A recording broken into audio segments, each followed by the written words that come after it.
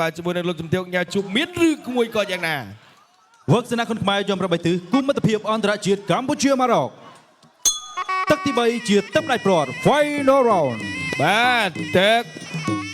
បាទបន្តទៀតបាទចូលដល់ទឹកទី3ដែលជាទឹកផ្ដាច់ព្រាត់គាត់ជើងក្រោមចូលដៃរបស់ធឿនធីរ៉ា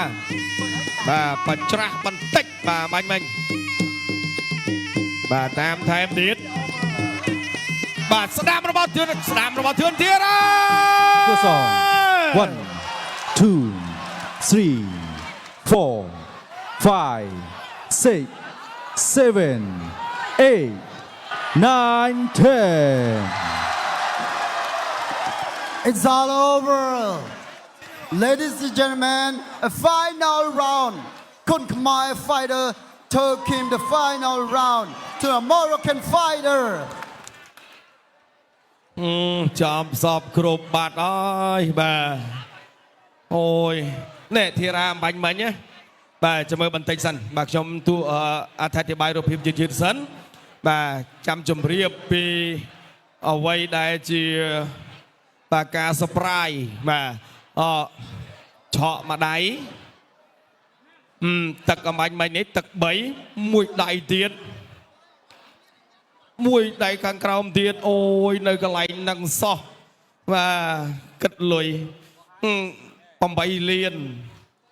ម៉ែ210លាន410លានសិតលុយសុតបាទនិយាយចេញមួយដៃសិតលុយនេះទៅហើយប្លឹប410លានWhat I've seen before Chuntrani actually used a lot of elbow, but this why he used punch, absolutely power punch. ឥឡូវខ្ញុំបាទជម្រាបជូនបន្តិចសិនបាទលោករីគីបាទអញ្ចឹងអំបញ្ញមិញនេះបាទប្រាក់ឧបត្ថម្ភពីគណៈធិបតីបាទលោកអ្នកអង្គការលៀងខុនក៏ដូចជាអ្នកអង្គការលៀងមេង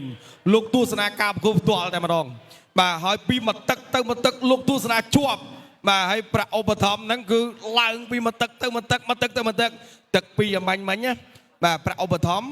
ភ4លានបាទមាន4លានពីបាទអ្នកអង្គការលៀងខុនបាទ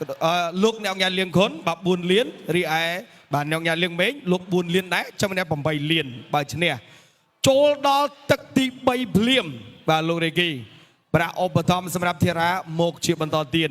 លោកអ្នកអង្គការលៀងខុនលោកតាបើធីរ៉ាផ្ដួលទឹក3អំបញ្ញមិញនេះ